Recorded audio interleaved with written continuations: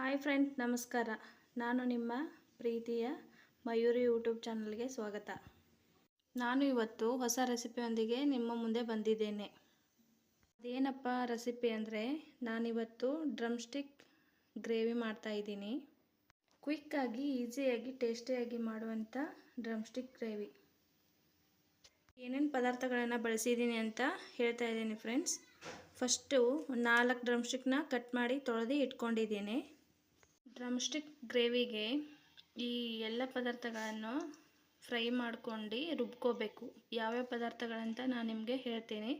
First ಎರಡು ಈರುಳ್ಳಿನ cut ಮಾಡಿ ಇಟ್ಕೊಂಡಿದ್ದೇನೆ. ಆಮೇಲೆ ಸ್ವಲ್ಪ ಕೊತ್ತಂಬರಿ ತೊಗೊಂಡಿದ್ದೇನೆ, ಸ್ವಲ್ಪ ಕಾಜು, ಸ್ವಲ್ಪ ಶುಂಠಿ, ಸ್ವಲ್ಪ ಬೆಳ್ಳುಳ್ಳಿ, ಒಂದು ಸ್ವಲ್ಪ ಜೀರಿಗೆ, ಒಂದು ಸ್ವಲ್ಪ ಕರಿಬೇವಿನ ಸೊಪ್ಪು, ಸ್ವಲ್ಪ ಟೊಮೆಟೊ ಕಟ್ ಮಾಡಿ ಇಟ್ಕೊಂಡಿದ್ದೇನೆ, ಸ್ವಲ್ಪ ಕಾಯಿ ತುರಿ.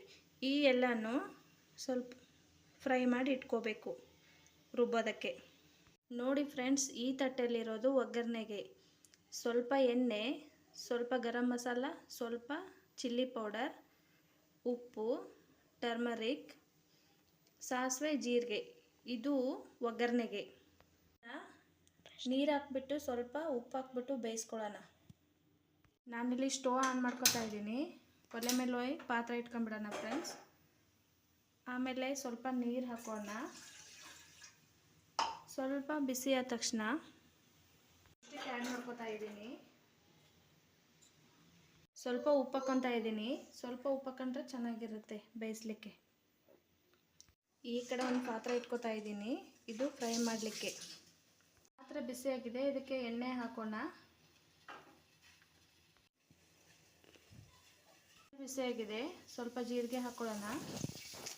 ನಂತರ ಈರುಳ್ಳಿ, ಇದು ಸ್ವಲ್ಪ ಮೆತ್ತಗಾಗಬೇಕು. ಆದಮೇಲೆ ಇಂಗ್ರೀಡಿಯೆಂಟ್ಸ್ನ ಆ್ಯಡ್ ಮಾಡ್ಕೊಳ್ಳೋಣ. ಇದು ಬ್ರೌನ್ ಕಲರ್ ಬಂದಿದೆ ಈರುಳ್ಳಿ. ಈಗ ಇದಕ್ಕೆ ಆ್ಯಡ್ ಮಾಡೋಣ, ಟೊಮೆಟೊ ಆ್ಯಡ್ ಮಾಡೋಣ. ಟೊಮೆಟೊ ಆ್ಯಡ್ ಮಾಡ್ತಾ ಇದ್ದೀನಿ.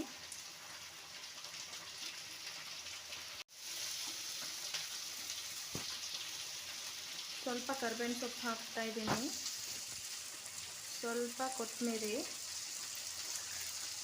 ಸ್ವಲ್ಪ ಬೆಳ್ಳುಳ್ಳಿ ಹಾಕಿ ಫ್ರೈ ಮಾಡೋಣ. ಹಾಕಿ ಫ್ರೈ ಮಾಡ್ಕೊಳ್ಳೋಣ. ನಂತರ ಸ್ವಲ್ಪ ಕೊಬ್ಬರಿನ ಹಾಕಿಕೊಳ್ಳೋಣ. ಎಲ್ಲ ಪದಾರ್ಥಗಳನ್ನು ಹಾಕಿ ಸ್ವಲ್ಪ ಬ್ರೌನ್ ಕಲರ್ ಬರೋವರೆಗೂ ಫ್ರೈ ಮಾಡ್ಕೊಳ್ಳೋಣ.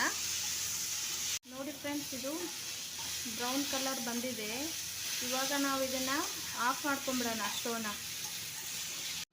ಇದು ತುಂಬ ಬಿಸಿಯಾಗಿದೆ. ಇದು ತಣ್ಣಗಾದ ಮೇಲೆ ರುಬ್ಕೊಳ್ತೀನಿ ನಾನು. ಅಲ್ಲಿವರೆಗೂ ಇದು ತಣ್ಣಗಾಗಲಿ. ನೋಡಿ ಫ್ರೆಂಡ್ಸ್, ಇದು ತಣ್ಣಗಾಗಿದೆ. ಇದನ್ನು ಮಿಕ್ಸಿ ಮಾಡ್ಕೊಂಬಂದ್ಬಿಡೋಣ.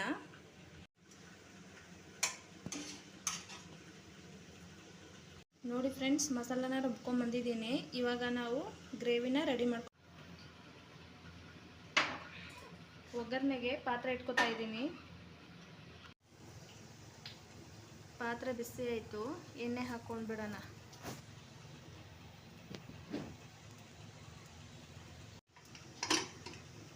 ಎಣ್ಣೆ ಬಿಸಿಯಾಗಿದೆ, ಸ್ವಲ್ಪ ಸಾಸಿವೆ ಹಾಕ್ಕೊಳ್ತಾ ಇದ್ದೀನಿ, ಸ್ವಲ್ಪ ಜೀರಿಗೆ ಹಾಕ್ಕೊಳ್ಳೋಣ.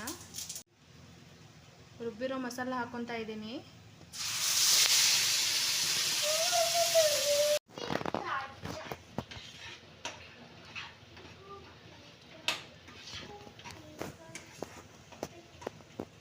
ಹಸಿ ವಾಸನೆ ಹೋಗೋವರೆಗೂ ಬೇಯಿಸ್ಕೊಳ್ಳೋಣ.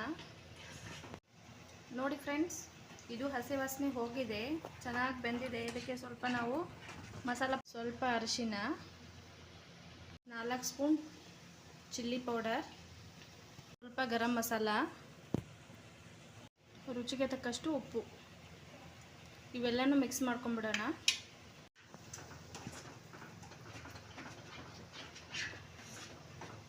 ಒಂದು 2 ನಿಮಿಷ ಬೇಯಲಿ. ನೋಡಿ, ಹಸಿ ವಾಸನೆ ಹೋಗಿದೆ. ಇದಕ್ಕೆ ನುಗ್ಗೆಕಾಯಿ, ಬೇಯಿಸಿಟ್ಕೊಂಡಿರೋ ನುಗ್ಗೆಕಾಯಿನ ಆ್ಯಡ್ ಮಾಡ್ಕೊಂಡ್ಬಿಡ್ತೀನಿ. ಬೇಯಿಸಿಟ್ಕೊಂಡಿರೋ ನುಗ್ಗೆಕಾಯಿನ ಹಾಕ್ಕೊಳ್ತಾ ಇದ್ದೀನಿ. ನುಗ್ಗೆಕಾಯಿ ಬೇಯಿಸಿರೋ ನೀರು ಇದನ್ನು ಚೆಲ್ಲೋದಿಲ್ಲ ನಾನು, ಇದಕ್ಕೆ ಹಾಕ್ಕೊಂಡ್ಬಿಡ್ತೀನಿ. ಸ್ಮೆಲ್ ಚೆನ್ನಾಗಿರುತ್ತೆ.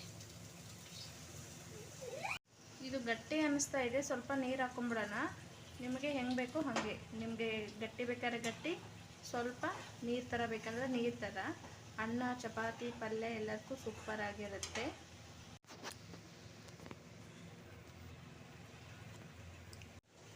ಮುಚ್ಚಳ ಮುಚ್ಚಿ 5 ನಿಮಿಷ ಬೇಯಿಸ್ಕೊಂಡು ಬಿಡೋಣ. ಫೈನಲಿ ಇದು ಮುಗ್ದಿದೆ, ನೋಡೋಣ ಬನ್ನಿ.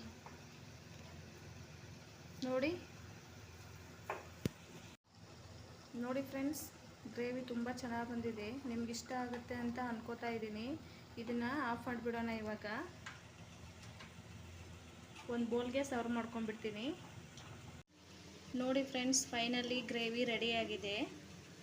ಮನೇಲಿ ಟ್ರೈ ಮಾಡಿ. ನಿಮಗೆ ಈ ಗ್ರೇವಿ ತುಂಬಾ ಇಷ್ಟ ಆಗುತ್ತೆ ಅಂತ ಅನ್ಕೋತಾ ಇದ್ದೀನಿ. ನಿಮಗೆ ಈ ಗ್ರೇವಿ ಇಷ್ಟ ಆದರೆ ಲೈಕ್ ಮಾಡಿ, ಶೇರ್ ಮಾಡಿ, ಕಮೆಂಟ್ಸ್ ಮಾಡಿ. ಆದರೆ ಸಬ್ಸ್ಕ್ರೈಬ್ ಆಗೋದಂತ ಮರಿಬೇಡಿ ಪ್ಲೀಸ್. ದಯವಿಟ್ಟು ನನಗೊಂದು ಲೈಕ್ ಕೊಡಿ, ಸಬ್ಸ್ಕ್ರೈಬ್ ಮಾಡ್ಕೊಳ್ಳಿ. Thank you. ಈ ವಿಡಿಯೋ ನೋಡೋದಕ್ಕೆ ತುಂಬ ಧನ್ಯವಾದಗಳು. ನಿಮ್ಮ ಸಪೋರ್ಟ್ ನನಗೆ ತುಂಬಾ ಮುಖ್ಯ. Thank you so much.